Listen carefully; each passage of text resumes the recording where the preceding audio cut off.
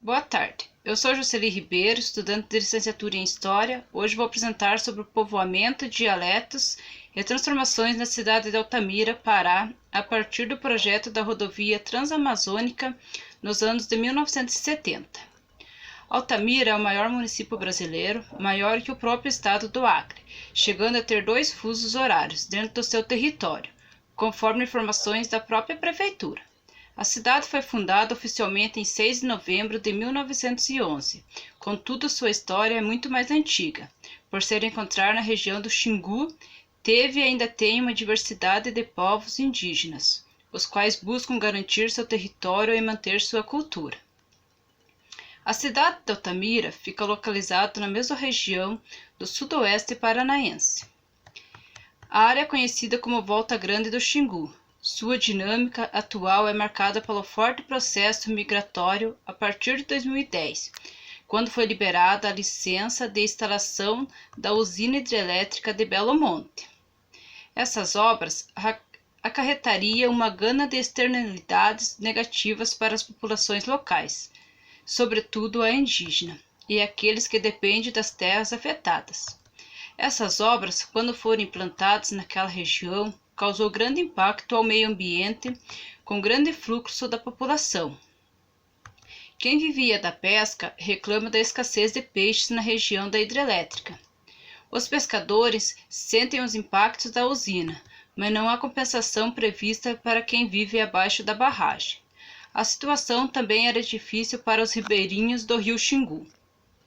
A rodovia Transamazônica BR-230 foi construída no decorrer do governo de Emílio Garratuzzi, entre os anos de 1969 e 1974, uma obra de grande proporção que ficou conhecida como uma obra grandiosa.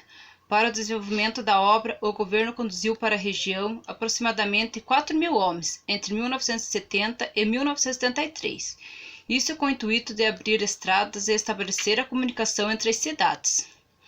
A usina hidrelétrica de Belo Monte vem aprofundando impactos negativos na rodovia, como o encurralamento de populações indígenas e a aceleração do desmatamento.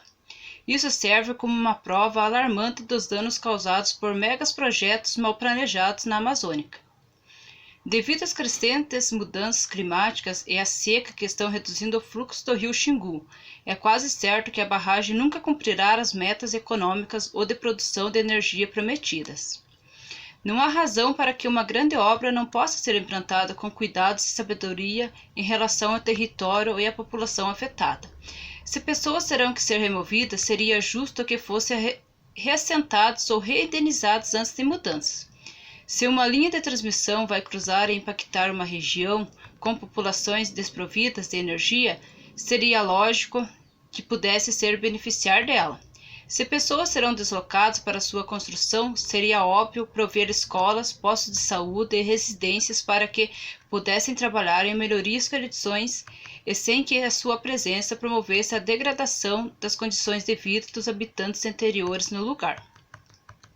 O fato é que o planejamento socioambiental das grandes obras não avançou em nada. Ao contrário, parece que ainda vivemos nos tempos de ditadura. Os impactos são subavaliados, as medidas compensatórias são insatisfatórias e não são implementadas conforme planejadas. Pior, as concessionárias não são responsabilizadas e há quem chame esse processo de desenvolvimento sustentável. Infraestrutura é bom e todo mundo gosta. Facilita a comunicação, o transporte, o trabalho, a assistência, o escoamento de produtos, melhora as condições de vida, o acesso a informações ou processo civilizatório. É possível perceber o impacto de uma grande hidrelétrica na estruturação interna de uma cidade intermediária, tomando como base o processo de expansão e alteração de forma urbana da cidade de Altamira, principal aglomerado urbano na área de construção da usina hidrelétrica de Belo Monte.